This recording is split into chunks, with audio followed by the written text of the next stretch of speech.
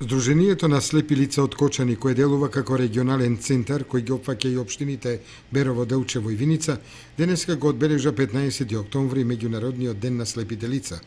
По тој повод се одржаа средби со членовите на кои беа презентирани законските мерки за вработување под заштитни услови, како и правата на слепите лица од социјалната заштита. Слепите лица се распоредени во 3 групи.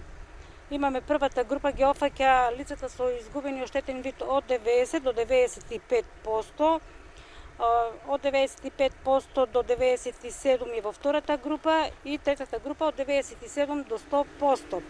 Овој ден е јубилеен ден, можеме да се пофалиме дека Сдруженијето, односно Националниот сојуз на ниво на Македонија го бележи 70 годишниот јубилеј, што е за пофалба со постојано членство, со подобар живот унапреден на слепите лица, со повеќе права и бенефиции. За проблемите кои се јавуваат при движењето и престојот на отворено, Столи Иванов, член на ова здружение, истакнува.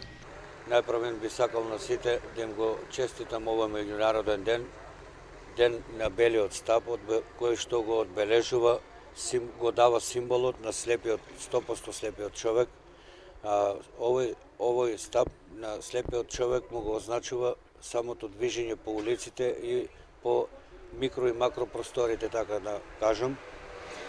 Слепиот човек се уште се соочува со проблеми, најмногу во сообраќајот.